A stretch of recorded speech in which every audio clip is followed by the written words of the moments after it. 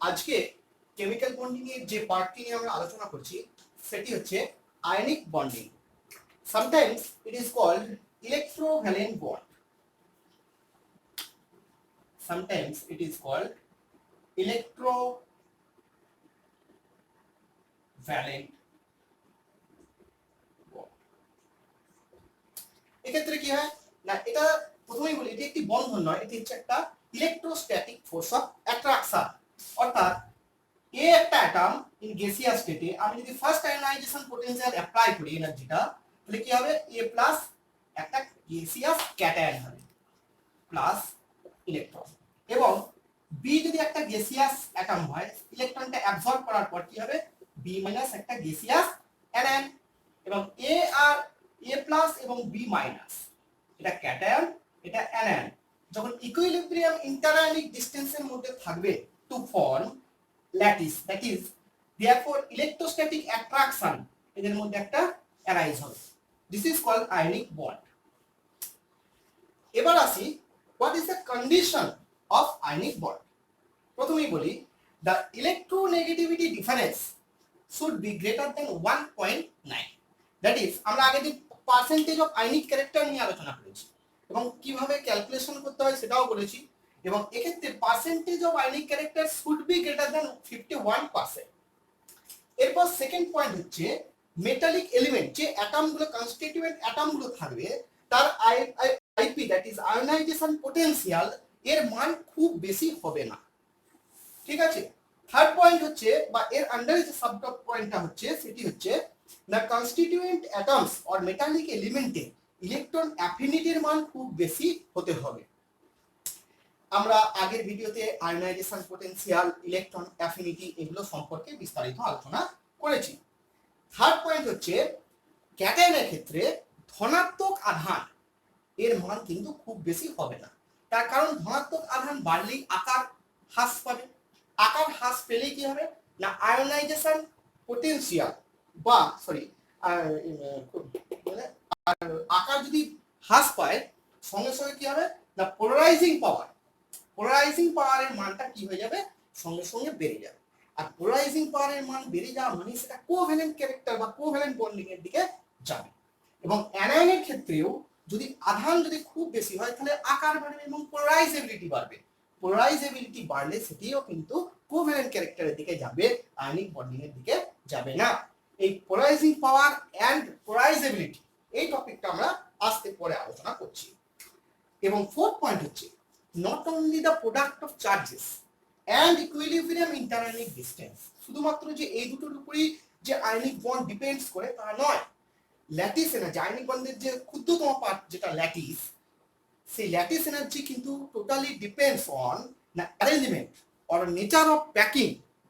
এই দুটো বিষয় কিন্তু খুব গুরুত্বপূর্ণ, অর্থাৎ প্রপার অ্যারেঞ্জমেন্ট হতে হবে, এবং প্যাকিংটা ইমপ্রপার প্যাকিং হলে কিন্তু ল্যাটিস এনার্জি মানে কমে যাবে এবং সঙ্গে সঙ্গে ল্যাটিসটা কি হয়ে যাবে, দুর্বল হয়ে যাবে।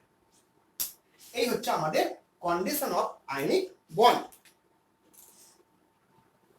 নেক্সট যেটা আসছে সেটা হচ্ছে characteristic of ionic compound.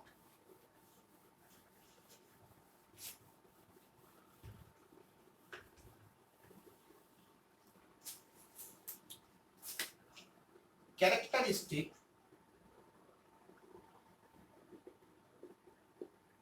of ionic compound.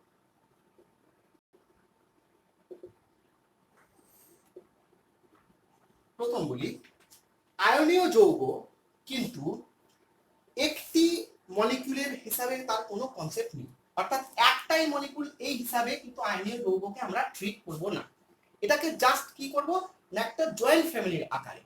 কেননা আমরা যখন কিউবিক্যাল ফোর্স ব্যাক অ্যারেঞ্জমেন্ট দেখব সেক্ষেত্রে কি দেখব না একটা ক্যাটায়নকে ঘিরে থাকবে neighbouring 6:6 type crystal, that is NaCl এর ক্ষেত্রে আমরা যদি দেখি তাহলে কি দেখব না একটা সেন্ট্রাল ক্যাটায়নকে ঘিরে থাকবে 6টা নেবারিং, এখানে একটা এই ল্যাটিসে থাকবে, এখানে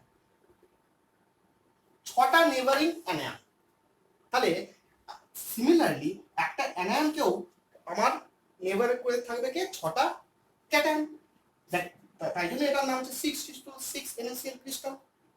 অর্থাৎ এখানে আমি একটি অণুর কোনো কনসেপ্ট নেই, এখানে আমরা কি বলে ফর্মুলা ওয়েট, সাংকেতিক ভর এক্ষেত্রে আমরা বলি আণবিক ভর। ইনস্টেড অফ অ্যাটমিক ওয়েট আমরা এখানে কি বলি না ফর্মুলা ওয়েট। এবং প্রথম পয়েন্ট হচ্ছে আয়নীয় যৌগ হচ্ছে নন ডাইরেকশনাল, যেটা কোভ্যালেন্ট মলিকিউলদের ক্ষেত্রে কি ছিল সাধারণত পোলারিটি ছিল, আর এখানে হচ্ছে নন ডাইরেকশনাল, যেহেতু এখানে একটি অনুসিনাম কনসেপ্ট নাই। দ্বিতীয় পয়েন্ট হচ্ছে যেহেতু আয়নিক বন্ডিং হচ্ছে ক্রিস্টালাইন নেচার, therefore আয়নীয় যৌগগুলো কি হয় high melting point or high boiling point, high melting point থাকবে এবং হাই বয়েলিং পয়েন্ট থাকবে। এবং তৃতীয় পয়েন্ট হচ্ছে এরা কিসের সলিউবল হবে পোলার সলভেন্ট, আয়নিক কম্পাউন্ড আর soluble in polar protic solvent, যেমন HF H2O এইগুলোতে সলিউবল হয়। তার কারণ হচ্ছে পোলার সলভেন্টের ক্ষেত্রে কি হয় না ডাইইলেকট্রিক কনস্ট্যান্ট অথবা সলভেশন এনার্জির মানটা একটু বেশি থাকে, আর আয়নীয় কম্পাউন্ডের ক্ষেত্রে কি হয় ল্যাটিস এনার্জির মানটা বেশি থাকে। এর ফলে কি হচ্ছে এটাকে ওভারকাম করতে পারে যাদের পোলার সলভেন্ট পোলারিটি বেশি তারাই একমাত্র আর তোমার ল্যাটিস এনার্জিকে ওভারকাম করতে পারে, তাই তারা সলিউবল হয় ইন পোলার প্রোটিক সলভেন্ট। এবং 4 নম্বর পয়েন্ট হচ্ছে আইসোমরফিজম।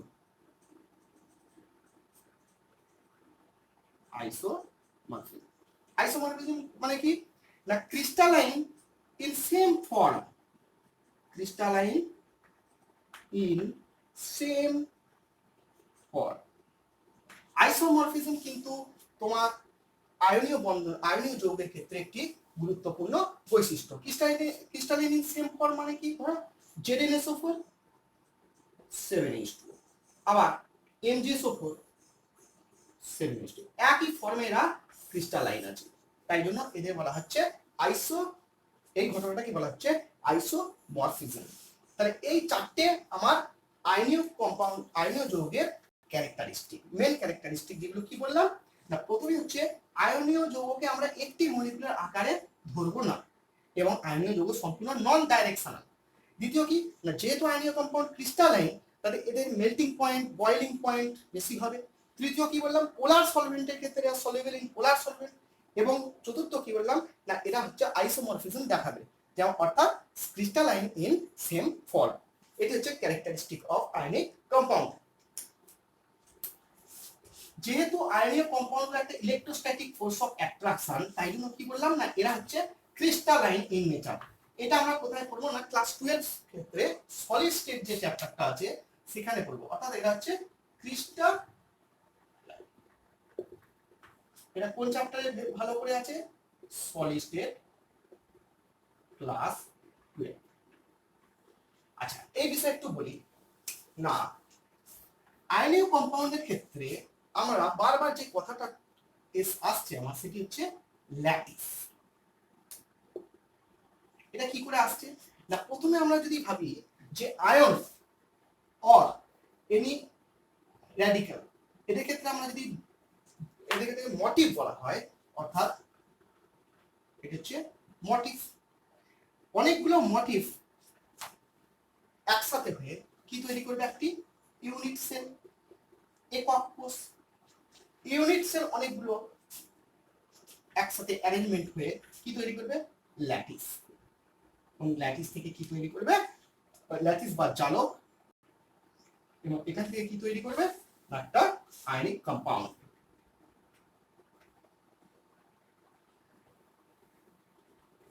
ঠিক আছে, তাহলে আমরা সলিড স্টেট চ্যাপ্টারে দেখতে পাবো যে various types of crystal system এবং ডিফারেন্ট টাইপস অফ ল্যাটিসেস। এটা কি হলো ভেরিয়াস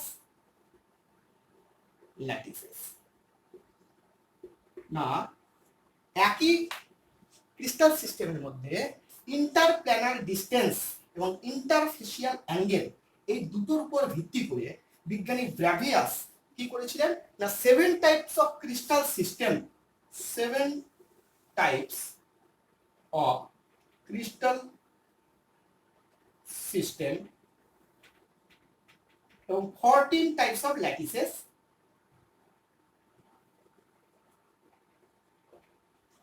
এনেছিলেন।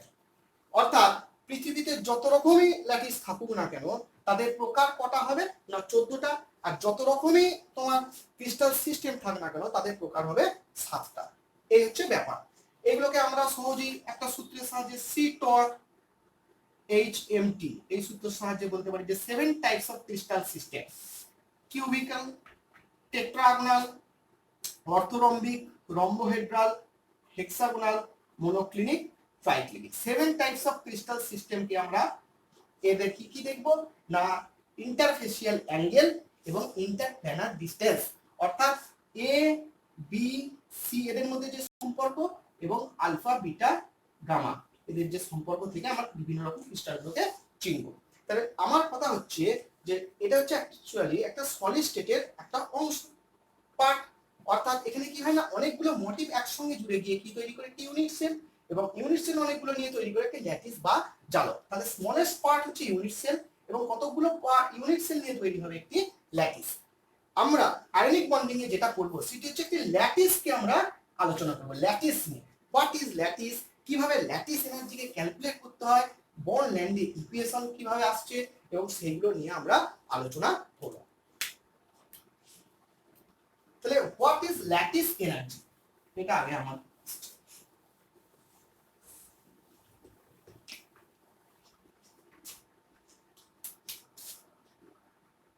Lattice energy. প্রথমেই বললাম যে গ্যাসিয়াস ক্যাটায়ন এবং গ্যাসিয়াস অ্যানায়ন যখন ইকুইলিব্রিয়াম ইন্টারআয়নিক ডিসটেন্সের মধ্যে আসে তখন তারা কি করে 1 gram formula unit of solid crystal lattice form করে, এবং সেই ল্যাটিস ফর্ম করার সময় যে এনার্জিটা বেরিয়ে যায় এক্সোথার্মিক, অবশ্যই যে এনার্জিটা বেরিয়ে যায় সেই এনার্জিটাকেই বলা হচ্ছে ল্যাটিস এনার্জি। যে রিলিজ অ্যামাউন্ট অফ এনার্জিটাকেই বলা হচ্ছে ল্যাটিস এনার্জি। ধরা যাক calcium +2 gaseous cation 2Cl- gaseous anion equilibrium interionic ডিসটেন্সের মধ্যে এলো, কি তৈরি করবে CaCl2 সলিড, এবং যে অ্যামাউন্টটা রিলিজ হবে, অ্যামাউন্ট অফ এনার্জি যেটা রিলিজ হবে সেটাকে আমরা কি বলছি lattice energy. del H always negative, that means lattice energy always exothermic, তার মানে তাপ দায়ী। ঠিক আছে, তো ল্যাটিস এনার্জির সংজ্ঞাটা ডেফিনিশনটা তোমাকে একটু ভালো করে পড়তে হবে, কারণ ল্যাটিস এনার্জির সংজ্ঞা আসে এবং একটা উদাহরণের সাহায্যে আমি এটাকে ভালো করে বলবার চেষ্টা করলাম। এবার ল্যাটিস এনার্জি কিভাবে ক্যালকুলেট করব, কিভাবে ক্যালকুলেট করবে ল্যাটিস এনার্জি? Born Lande equation.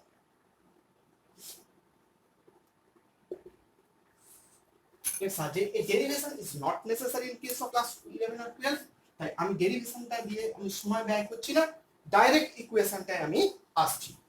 তাহলে বর্নল্যান্ড ইকুয়েশনের সাহায্যে আমরা কি করব না ল্যাটিস এনার্জি ক্যালকুলেট করব for an ionic compound.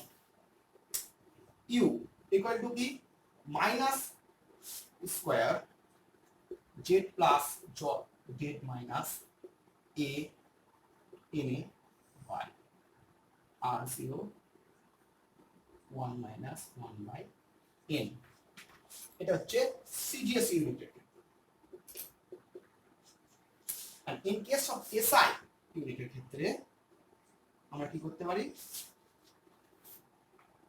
Minus square Z plus dot Z minus A n by 4 pi epsilon 0 R0 1 minus 1 by. আচ্ছা, এক এক করে ভালো করে শোনো। এবার প্রথমে নেগেটিভ সাইন ইন্ডিকেটস কি করছে না যেহেতু ল্যাটিস এনার্জি এক্সোথার্মিক তাই অর্থাৎ এনার্জি রিলিজ হচ্ছে, অর্থাৎ due to drop of potential energy, এই সাইনটা কি করছে ইন্ডিকেট করছে ড্রপ অফ পোটেনশিয়াল এনার্জি। তাহলে এই টার্মটা প্রথমেই বলি, এটা হচ্ছে সিজিএস ইউনিটের ক্ষেত্রে। আমরা জানি পারমিটিভিটি যে ফিজিক্সে আছে এই ফোর্সের ক্ষেত্রে F equal to 1 by 4 pi epsilon 0 Q1 into Q2 by R square। অর্থাৎ আমি এসআই ইউনিটের ক্ষেত্রে এইটা আসবে 1 by 4 pi epsilon 0 Q1 into Q2 by R square। অর্থাৎ আমি যদি সিজিএস ইউনিটটা ব্যবহার করি তাহলে হচ্ছে ই এর মান আমরা সবাই জানি ই হচ্ছে 4.8 into 10 to the power minus 10 ESU in CGS আর এর মান হচ্ছে 1.602 into 10 to the power minus 19 coulomb. Z plus and Z minus is charge of cation and anion respectively। A হচ্ছে মেডলাং কনস্ট্যান্ট। মেডলাং কনস্ট্যান্টটা কখন আসছে না ইট ডিপেন্ডস অন জিওমেট্রিক্যাল অ্যারেঞ্জমেন্টের ক্ষেত্রে। অর্থাৎ যখন বিভিন্ন টাইপের ধরো 6:6 type crystal that is NaCl,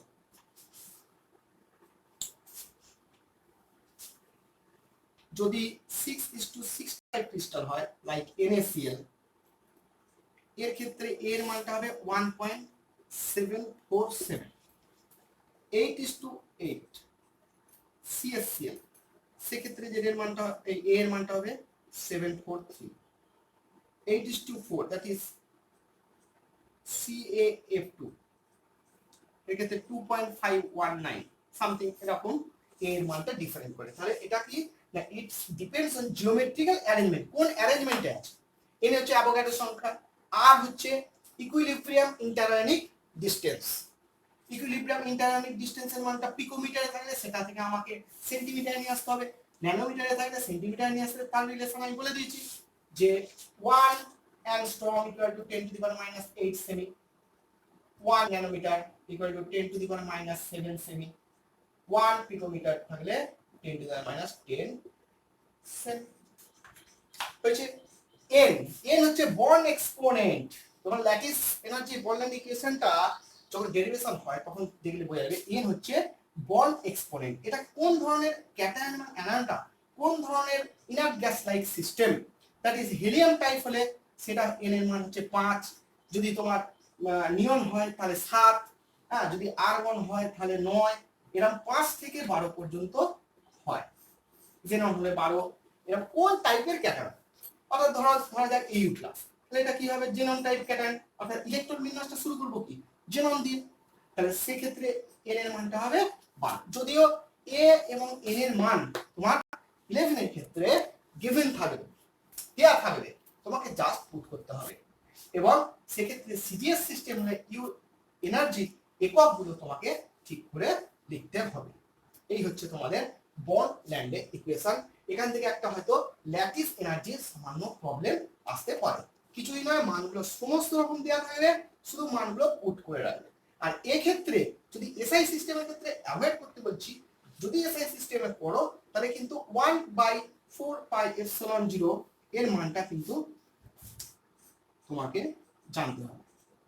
এর মানটা হচ্ছে 9 10 to the power minus 9 coulomb, sorry newton metre square coulomb to the power minus. এর মানটা তোমাকে জানা রাখতে হবে 1/4 এপসিলন 0। এর মানটা বসিয়ে দেবে, বাকি সব একই ভ্যালুগুলো পুট করলেই ইউ এর মান পেয়ে যাবে। এটি হচ্ছে বন্ড ল্যান্ডে equation to calculate the lattice energy of an ionic compound. এরপর হচ্ছে ল্যাটিস এনার্জি তাহলে কোন কোন বিষয়ের উপর নির্ভরশীল। না আমরা বন্ড ল্যান্ড ইকুয়েশনটা ভালো করে দেখলেই বোঝা যাবে।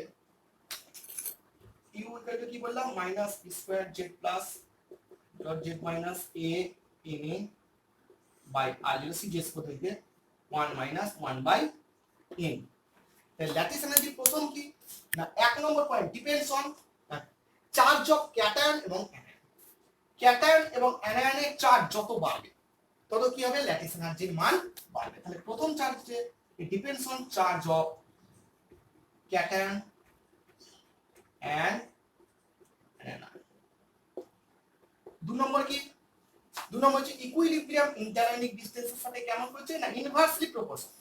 আমরা জানি যে কোনো অ্যাট্রাকটিভ ফোর্সের ক্ষেত্রে এটা কি হয় না ইকুইলিব্রিয়াম ইন্টারআয়নিক ডিসটেন্সটা যত বাড়বে তত কি হবে না ল্যাটিস এনার্জির মান ডিক্রিজ করবে। তাহলে চার্জ অফ ক্যাটায়ন অ্যানায়নের মান যত বাড়বে ল্যাটিস এনার্জি ইনক্রিজ করবে। জাস্ট ইউ মাইনাস সাইনটাকে কিন্তু ভাবলে হবে না। মাইনাস সাইনটা ইট ডিনোটস কি করছে না, এটা হচ্ছে drop of potential energy, that is exothermic reaction বলে এটা কি হচ্ছে না নেগেটিভ সাইনটা ব্যবহার হচ্ছে। ব্যাস, এর বাইরে এবার এটা ভাবো নেই। এবার ভাবো চার্জ অফ ক্যাটায়ন আর অ্যানায়ন যত বাড়বে ল্যাটিস এনার্জির মানটা তত বাড়বে। ইকুইলিব্রিয়াম ইন্টারআয়নিক ডিসটেন্সের মান যত বাড়বে, ইকুইলিব্রিয়াম ইন্টারআয়নিক ডিসটেন্সের মান যত বাড়বে ল্যাটিস এনার্জির মানটা কি হবে তত কমবে। ঠিক আছে, এবার থার্ড পয়েন্টটা কি না, not only the product of charges and equilibrium interionic distance, lattice energy also depends on কি হচ্ছে না এ এন্ড এন, অর্থাৎ এ হচ্ছে মেডলাং কনস্ট্যান্ট এন্ড এন হচ্ছে বন্ড এক্সপোনেন্ট। এগুলো কি হিসাবে ইন্ডিকেট করছে না arrangement of ionic compound, arrangement of ionic compound অর্থাৎ নেচার অফ প্যাকিং। যদি ইমপ্রপার অ্যারেঞ্জমেন্ট হয় সঙ্গে সঙ্গে ল্যাটিসটা কি হয়ে যাবে, উইক হয়ে যাবে and less thermal energy will require to rupture the lattice, সঙ্গে সঙ্গে গলনাঙ্ক কমে যাবে। এইভাবে তাহলে অ্যারেঞ্জমেন্ট অফ প্যাকিং কি না নেচার অফ প্যাকিং, যত প্রপার প্যাকিং হবে তত কি হবে না ল্যাটিস এনার্জির মানটা বেশি হবে। ঠিক আছে, তাহলে এই তিনটে ফ্যাক্টরের উপর আমাদের ল্যাটিস এনার্জি ডিপেন্ডস করে। ঠিক আছে,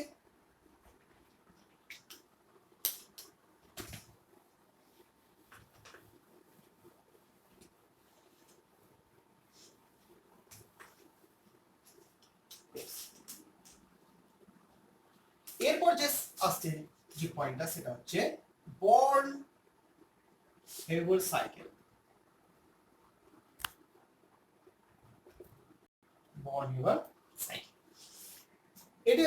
এটি থার্মোডাইনামিক সাইকেল কোরিলেটিং ডাটা, যে থার্মোডাইনামিক্যালি যে ডাটাগুলো এখানে গিভেন থাকবে তাদের উপর এই সাইকেলের মানটা অর্থাৎ হিট অফ ফরমেশন এই ভ্যালুটা ক্যালকুলেট হবে। তাহলে প্রথমেই বললাম না বর্ন হেবল সাইকেল হচ্ছে একটি থার্মোডাইনামিক সাইকেল কোরিলেটিং দা থার্মোডাইনামিক্যালি ডাটা যেগুলো গিভেন থাকবে তার মানগুলো বসিয়ে আমাদের hit of formation of an ionic compound এই ভ্যালুটা ক্যালকুলেট হবে। প্রথমে একটি বর্ন হেবল সাইকেল ফর NaCl ধরা যাক। NaCl আমি কিভাবে বর্ন হেবল সাইকেল করা হয় সেটি আমি দেখাচ্ছি। প্রথমেই বলি Na এটা একটি সলিড, তাহলে প্রথমেই একে ক্যাটায়ন করতে গেলে কি দিতে হবে আমার সাবলিমেশন এনার্জি। সাবলিমেশন এনার্জি দিলে কি যাবে Na plus gaseous cation, sorry Na gaseous cation. এরপর কি হবে না IP1 আয়োনাইজেশন এনার্জি 1 দিলে কি যাবে Na প্লাস গ্যাসিয়াস ক্যাটায়ন হয়ে গেল। এরপর আমি কি দিচ্ছি Cl2 গ্যাস, ক্লোরিন গ্যাস। আমার দরকার কটা একটা Cl অ্যাটম, তাহলে কি করতে হবে আমাকে বন্ড ব্রেক করতে হবে, তার জন্য ডিসোসিয়েশন এনার্জি লাগে, বন্ড ডিসোসিয়েশন এনার্জি। যেমন বন্ডটা গঠন হওয়ার পর যে এনার্জিটা রিলিজ হয় সেটা হচ্ছে ল্যাটিস এনার্জি, তেমনি বন্ডটা ব্রেক করতে গেলে তাকে কি দিতে হবে বন্ড ডিসোসিয়েশন এনার্জি দিতে হবে। সেটা কি হবে হাফ ডি Cl2, মানে কি হবে ক্লোরিন গ্যাস। কেন হাফটা নিলাম, হাফ নিলাম তার কারণ হচ্ছে আমি কিন্তু দুটো ক্লোরিন নিচ্ছি না, আমি নিচ্ছি কি একটা মান দরকার একটা ক্লোরিন অ্যাটম, তাই জন্য আমি এটাকে ডিসোসিয়েশন এনার্জি হাফ দরকার এখানে হাফ দিচ্ছি। এরপর কি হচ্ছে ইলেকট্রন অ্যাফিনিটি, ইলেকট্রন অ্যাফিনিটি দিলে কি হয়ে যাবে এটা Cl মাইনাস গ্যাসিয়াস। এবার Na প্লাস এবং Cl মাইনাস যখন ইকুইলিব্রিয়াম ইন্টারআয়নিক ডিসটেন্সের মধ্যে আসবে তখন কি হবে না NaCl সলিড গঠন করবে। এর জন্য যে অ্যামাউন্টটা রিলিজ হবে অ্যামাউন্ট অফ এনার্জি সেটাই হচ্ছে ল্যাটিস এনার্জি। তাহলে এটাকে যদি আমি heat of formation of NaCl লিখি, NaCl এটা কি কি হচ্ছে আমার দেখো দে plus sublimation energy IP1 value plus half D Cl2 minus electron affinity 1 minus U of NaCl। তাহলে এইভাবে NaCl এর হোক CaCl2 এর হোক আমাকে কি বার করতে হবে, যে কোনো একটা হয় hit of formation of NaCl দিতে পারে অথবা মেনলি বন্ড হেবার সাইকেলে যেটার জন্য ব্যবহার করা হয় না, ইলেকট্রন অ্যাফিনিটিটাকে আমি ডিরেক্টলি কোনোভাবে কিন্তু ক্যালকুলেট করতে পারবো না। শুধুমাত্র এই বন্ড হেবার সাইকেলের সাহায্যেই আমি একটি অ্যাটমের ইলেকট্রন অ্যাফিনিটি ডিরেক্টলি ক্যালকুলেট করতে পারি এর সাহায্যে। এইবার এর তাৎপর্য কি না, বন্ড হেবার সাইকেলে যদি হিট অফ ফরমেশনের ভ্যালুটা কোনো কারণে পজিটিভ হয়, তার মানে ইট ইন্ডিকেট যে ওই আয়নিক কম্পাউন্ড গঠন সম্ভব নয়। আর যদি ডেল্টা এই যে হিট অফ ফরমেশনের ভ্যালু যদি নেগেটিভ হয়, তার মানে জানবে যে ওইটা সম্ভব। ঠিক আছে, তাহলে এর সিগনিফিকেন্স কি কি পাচ্ছি না, আমি এই সাইকেলের সাহায্যে বন্ড হেবার সাইকেলের সাহায্যে আমি কি ক্যালকুলেট করছি, ইলেকট্রন অ্যাফিনিটি ক্যালকুলেট করতে পারছি। এবং দ্বিতীয় কি না, হিট অফ ফরমেশন একটা এক্সিস্ট করবে, একটা মলিকিউল এক্সিস্ট করবে কি করবে না, সেই ভ্যালুটা আমি এখান থেকে ক্যালকুলেট করতে পারছি। ঠিক আছে, এবার এখান থেকে একটা যে কোনো প্রবলেমও আসে হিট অফ ফরমেশন ক্যালকুলেশন নির্ণয়, সেক্ষেত্রে একটা জিনিস খেয়াল রাখতে হবে যে সাইন যা আছে সাইন কিন্তু চেঞ্জ করলে হবে না। এই ধরনের অঙ্কে যদি তিনজনকে করতে দেওয়া হয় একই ডাটাগুলো দিয়ে, তিনজনের তিন রকম ভ্যালু দেবে, যে সঠিক করবে সেই যে দেখো ধরো ইলেকট্রন অ্যাফিনিটির মানটা নেগেটিভে আছে বা ল্যাটিস এনার্জির মানটা নেগেটিভে আছে, তুমি কি করলে এখানে ল্যাটিস এনার্জির মানটা মাইনাস আছে আবার নেগেটিভ দিয়ে প্লাস করে দিতে, তা করলে হবে না। যা যা ভ্যালু শুধু আমি ভ্যালুগুলো নেবো দিয়ে পুট করবো জাস্ট, এই সাইন কিন্তু এর চেঞ্জ হবে না। খেয়াল করতে পারলে কথাটা আমার, সাইন কিন্তু এইগুলোই থাকবে। যদি NaCl এর নেগেটিভে থাকেও সে নেগেটিভ নেগেটিভ পজিটিভ করলে হবে না, ভ্যালু বের এই উত্তর কিন্তু বেরোবে না। তাই আমার কাছে সাইনটা গুরুত্বপূর্ণ নয়, আমার কাছে সাইন ভ্যালুটা গুরুত্বপূর্ণ। তাই সাইন কিন্তু এই বন্ড হেবার সাইকেলের যে প্রাপ্ত সাইন সেইগুলোই হবে। ঠিক আছে, তাহলে এইভাবে আমি বন্ড হেবার সাইকেলের সাহায্যে যে কোনো একটা hit of formation of ionic compound calculate করতে পারি। এবার এর লিমিটেশন কি, লিমিটেশন কি বললাম না, বন্ড হেবার সাইকেল কি বলছে না, যে কোনো হিট অফ ফরমেশন যদি নেগেটিভ হয় তার মানে সরাসরি সেটি কি হয়ে যাবে না, তার নেগেটিভ হলে সেটা ফর্ম করা সম্ভব হবে, যদি পজিটিভ হয় ফর্ম করা সম্ভব হবে না। কিন্তু অ্যাকচুয়াল ক্ষেত্রে দেখা যাচ্ছে যে CaF, ঠিক আছে, এর ভ্যালুটা হচ্ছে minus hit of formation value delta H0 259.5 kilojoule পার। ঠিক আছে, limitation of bond Haber cycle বলছি। ক্যালসিয়াম ক্লোরাইডের ডেলিজিবল এর মানটা কত, কিন্তু calcium chloride does not exist. তার কারণ কি না, আমরা যদি একটা খেয়াল করি একটা ডিসপ্রপোর্শনাল রিঅ্যাকশনের কথা, 2CaF থেকে CaF2 plus Ca delta H0 গুলো দেখি, এর ভ্যালুটা কত হচ্ছে দেখো, 2 গুণ করে 518 কিলোজুল পার মোল সামথিং। আচ্ছা মোলটা এটা কত 1243, এটা হচ্ছে জুল। তাহলে এই যে এটা থেকে এটা বিয়োগ করলে যে মাইনাস 725 কিলোজুল পার মোল যেটা আসবে, it is the driving force for this reaction. এটা হচ্ছে driving force for this disproportionation reaction. কথাটা বোঝা গেল? অর্থাৎ আমার তো মনে হতে পারে যে NaCl2 কেন হয় না, NaCl2 বন্ড হেবার সাইকেল করে দেখবে ডেল্টা H এর মানটা পজিটিভ হবে, তার মানে কি হবে NaCl হবে। MgCl কেন হয় না, দেখবে ডেল্টা H এর মানটা পজিটিভ হবে। কিন্তু তাহলে পজিটিভ আসা মানে কি বলছে, সেটা হয় না, নেগেটিভ হলে হয়।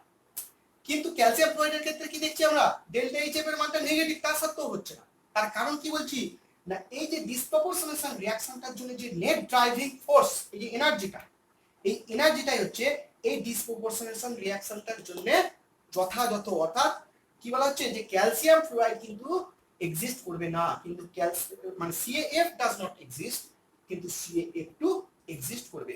This is the limitation of bond Haber cycle.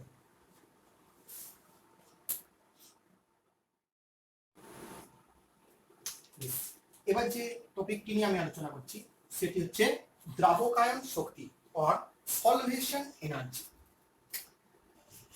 সলভেন্টটা যখন জল হিসেবে ব্যবহার করা হবে, অর্থাৎ ইন কেস অফ ওয়াটার, এটাই হয়ে যাবে আমার হাইড্রেশন এনার্জি।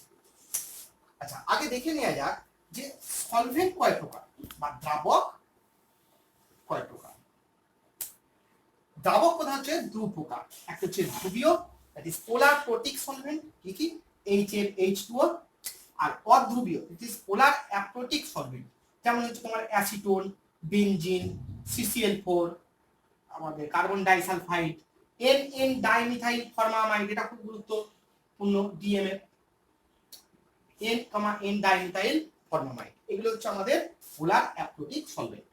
সাধারণত আয়নিক কম্পাউন্ডের কি বললাম যে ল্যাটিস এনার্জির মানটা যেহেতু খুব বেশি, তাই সেই ল্যাটিস এনার্জিকে ওভারকাম করতে গেলে আমাদের যে সলভেন্টটা নিতে হবে তার কি দিতে হবে না সলভেশন এনার্জি মানটা বেশি হতে হবে, তবেই না ক্যাটায়ন এবং অ্যানায়নটাকে আলাদা করা সম্ভব হবে, এবং সেক্ষেত্রে কি হবে না সলভেশন হবে এবং সলিউবল ইন দিস সলভেন্ট, অর্থাৎ সেই কম্পাউন্ডটা সেই সলভেন্টে সলিউবল হবে। তাহলে যেহেতু ল্যাটিস এনার্জির মানটা আয়নিক কম্পাউন্ডের বেশি, তাই আমরা কি ব্যবহার করবো না ধ্রুবীয় বা পোলার দ্রাবকগুলো যাদের কিনা পোলারিটি এবং ডাইইলেকট্রিক কনস্ট্যান্টের মানটা এপসাইলন, যেমন জলের ক্ষেত্রে এর মানটা হচ্ছে প্রায় 81, ঠিক আছে, সেই ধরনের সলভেন্টগুলো আমাদের ব্যবহার করা হবে। বেশ, এরপর আসি যে দ্রাবকায়ন শক্তিটা কি।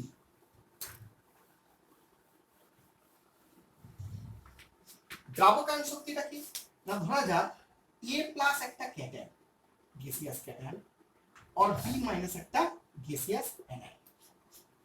এই গ্যাসিয়াস ক্যাটায়ন এবং গ্যাসিয়াস অ্যানায়ন যখন গ্যাসিয়াস স্টেট এবং যখন লিকুইড স্টেটের মধ্যে একটা ইন্টারঅ্যাকশন হবে, ঠিক আছে, লিকুইড স্টেটের মধ্যে একটা ইন্টারঅ্যাকশন হবে, তখন যে এনার্জিটা রিলিজ হবে সেই এনার্জিটাকে বলা হচ্ছে আমাদের A প্লাস অ্যাকুয়াস হবে আর এটা B মাইনাস অ্যাকুয়াস হবে, এই যে এনার্জিটা রিলিজ হবে এই এনার্জিটাকে বলা হচ্ছে দ্রাবকায়ন শক্তি বা সলভেশন এনার্জি। অর্থাৎ এই যে ক্যাটায়ন এবং অ্যানায়নের মধ্যে কি থাকবে, একটা চার্জ ডেনসিটি থাকবে, সেটাকে আমরা চার্জ ডেনসিটিটাকে আমরা কি দিয়ে প্রকাশ করি, যেমন আয়নিক পোটেনশিয়াল, আয়নিক পোটেনশিয়াল যেটাকে আমরা বলি ফাই, চার্জ বাই রেডিয়াস। আবার কি বলি পোলারাইজিং পাওয়ার, ক্যাটায়নের ক্ষেত্রে পোলারাইজিং পাওয়ার, এটা কি বলি চার্জ বাই রেডিয়াসে স্কয়ার। ব্যাপারটা কি হচ্ছে না, প্রত্যেকটা আয়নের মধ্যে কি থাকবে, একটা চার্জ থাকবে এবং এর অর্থাৎ চার্জ ডেনসিটি থাকবে, এবং যখনই সেখানে একটা লিকুইড বা একটা সলভেন্ট সেখানে দেয়া হচ্ছে তখন তার কি হবে, সেই চার্জের সেই ফিল্ডের সাথে সলভেন্টের যে একটা হাইড্রেশন এনার্জি আছে বা সলভেশন এনার্জি আছে সেই ফিল্ডের মধ্যে একটা ইন্টারঅ্যাকশন হবে, অর্থাৎ গ্যাসিয়াস অ্যাটম এবং লিকুইড স্টেটের মধ্যে একটা ইন্টারঅ্যাকশন হবে, এই ইন্টারঅ্যাকশনের ফলে যে এনার্জিটা রিলিজ হবে এটাকে বলা হচ্ছে solvation energy. Solvation energy is also exothermic in nature, কেন এটা হচ্ছে তোমার রিলিজ অ্যামাউন্ট অফ এনার্জি। এবার হচ্ছে সলভেশন এনার্জি কোন কোন বিষয়ের উপর ডিপেন্ড করবে, কোন কোন বিষয়ের উপর। প্রথমেই বলে রাখি না ক্যাটায়ন বা অ্যানায়নের আকার যত বেশি হবে কি হবে না সলভেশন এনার্জির মানটা কিন্তু কমবে। ক্যাটায়ন বা অ্যানায়নের আকার যত বেশি হবে, আকার বাড়লে সলভেশন এনার্জি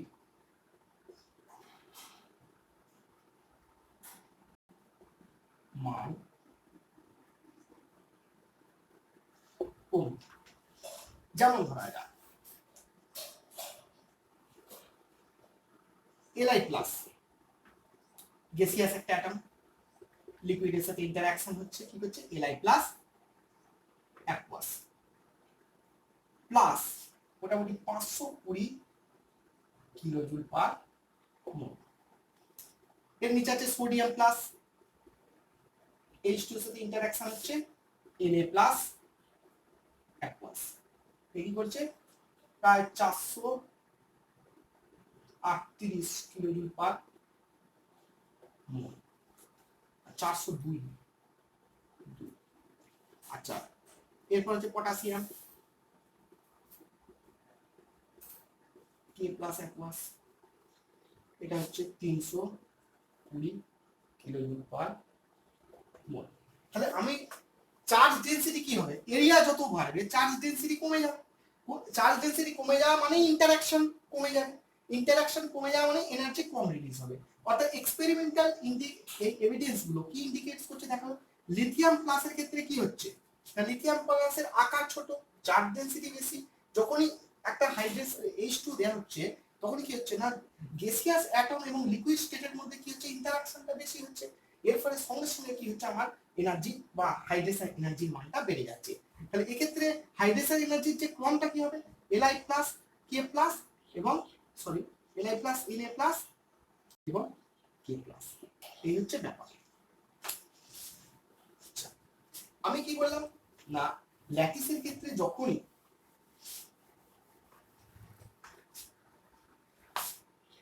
ল্যাটিস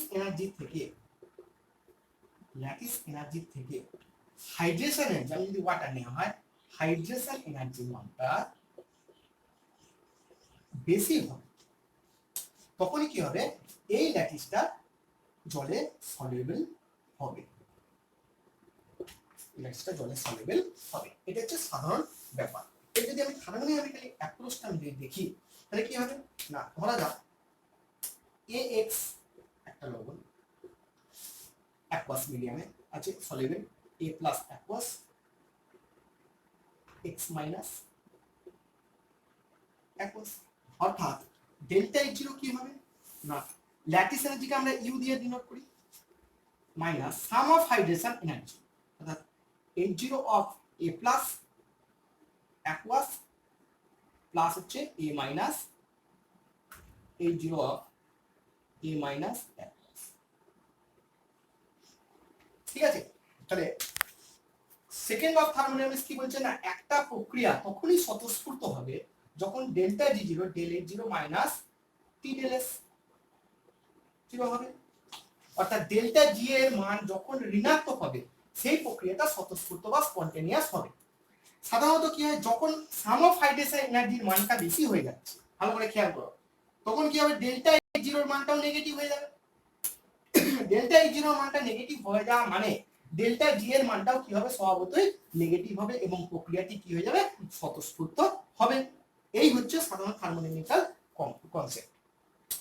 এবার আমরা সবচেয়ে সোজা যে ব্যাপার যেটা, সেটা হচ্ছে NaCl এর ক্ষেত্রে যদি খেয়াল করি, NaCl সহজেই জলে দ্রবীভূত হয়, NaCl সহজেই জলে দ্রবীভূত হয়, কিন্তু দুঃখের বিষয় হচ্ছে NaCl এর ক্ষেত্রে কিন্তু এই ডেল্টা H0 এর মানটা কিন্তু পজিটিভ হয়, তা সত্ত্বেও কি করে NaCl জলে দ্রবীভূত হচ্ছে, অর্থাৎ NaCl aqueous equal to Na plus aqueous plus Cl minus aqueous।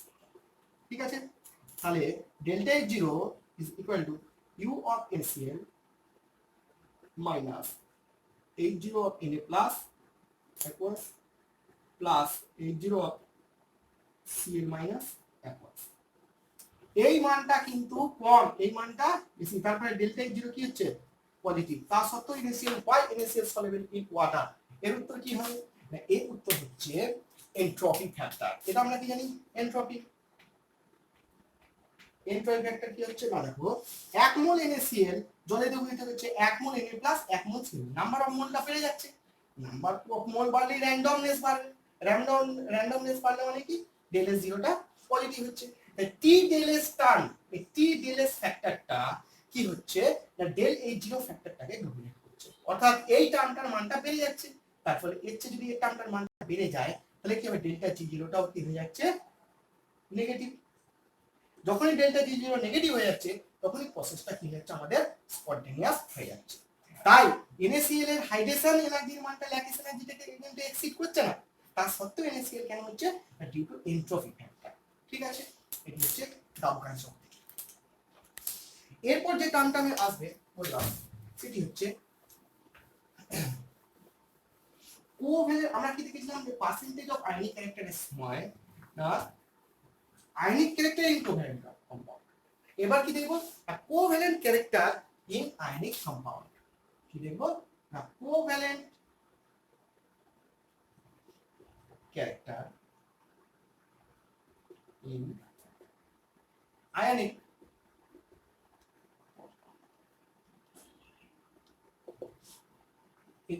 এই টপিকটাকে আমরা কি দিয়ে এক্সপ্লেন করব, সেটা হচ্ছে 1 নম্বর পোলারাইজিং পাওয়ার,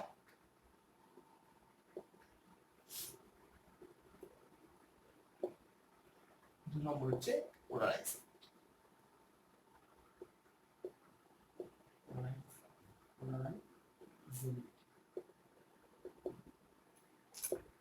পোলারাইজিং পাওয়ার মানে আমি কি বললাম, যে চার্জ বাই রেডিয়াস স্কয়ার।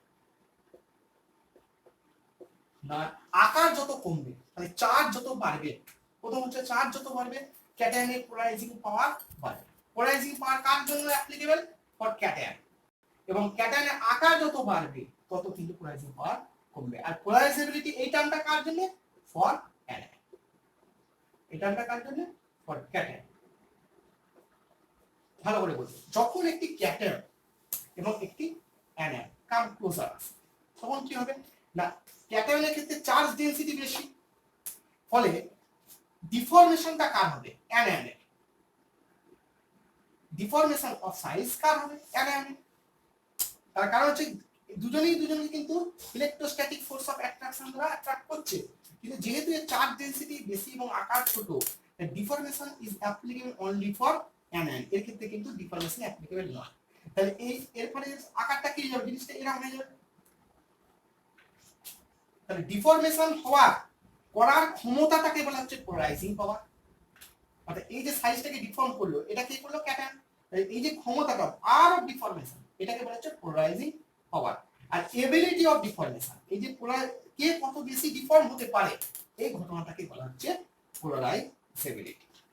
সঙ্গে সঙ্গে কি হবে না, পোলারাইজিং পাওয়ারই বাড়ুক বা পোলারাইজেবিলিটি বাড়ুক, সঙ্গে সঙ্গে একটা আয়নিক কম্পাউন্ডের কি ক্যারেক্টার বাড়বে না, তার মধ্যে কি হবে? কোভ্যালেন্ট ক্যারেক্টার বেড়ে যাবে। কি বলে? কোভ্যালেন্ট ক্যারেক্টার বেড়ে যাবে। কোভ্যালেন্ট ক্যারেক্টার বেড়ে যাওয়া মানে তার মধ্যে কি হচ্ছে? ল্যাটিস এনার্জি ডিক্রিজ করবে। ল্যাটিস এনার্জি ডিক্রিজ করবে। তাহলে একটি মলিকিউলের যদি একটি মলিকিউল যদি কনস্টিটিউয়েন্ট ক্যাটায়ন আর ক্যাটায়নের ক্ষেত্রে পোলারাইজিং পাওয়ার যদি বেড়ে যায়, অথবা অ্যানায়নের যদি পোলারাইজেবিলিটি বেড়ে যায়, সঙ্গে সঙ্গে কি হবে না, কোভ্যালেন্ট ক্যারেক্টার বাড়বে, ল্যাটিস এনার্জি মান কি হবে? কমে যাবে। তাহলে less thermal energy is required to rupture the lattice. সঙ্গে সঙ্গে ল্যাটিসটা কি হবে? মেল্টিং পয়েন্ট ডিক্রিজ করবে। এবং সলভেন্টেরও সুবিধা হবে ল্যাটিসটাকে ভাঙতে, সলিউবল করতে। সঙ্গে সঙ্গে কি হয়ে যাবে? তো সলভেশন এনার্জিটাও কি হয়ে যাবে? কমে যাবে। অর্থাৎ সলিবিলিটিটাও কি হয়ে যাবে? বেড়ে যাবে। কি হবে? সলিবিলিটি ইনক্রিজ করবে। এই হচ্ছে তোমার পোলারাইজিং পাওয়ার আর পোলারাইজেবিলিটির ব্যাপার। অর্থাৎ তোমাকে যদি দেখা হয়, উদাহরণ প্রথমে কি বলছি না, পোলারাইজিং পাওয়ারের ব্যাপারটা কি না, চার্জ বাড়লে n+3 Mg+2 Na+, কার পোলারাইজিং পাওয়ার বেশি হবে? অবশ্যই এর বেশি হবে। তার কারণ আধান বাড়লে সঙ্গে সঙ্গে পোলারাইজিং পাওয়ার বেশি হয়। আর পোলারাইজেবিলিটির বেলায় কি হচ্ছে না, ধরো F- Cl- Br- I-, আকার যত বাড়বে ডেনসিটি কমে যাবে, ডিফরমেশন হওয়ার প্রবণতা বাড়বে, সঙ্গে সঙ্গে পোলারাইজেবিলিটি বাড়বে। তাহলে পোলারাইজিং পাওয়ারই বাড়ুক, পোলারাইজেবিলিটি বাড়ুক, যাই বাড়ুক, কোভ্যালেন্ট ক্যারেক্টার কিন্তু বাড়বে। সঙ্গে সঙ্গে ল্যাটিস এনার্জি কমবে, মেল্টিং পয়েন্ট কমবে, সলিবিলিটি বাড়বে।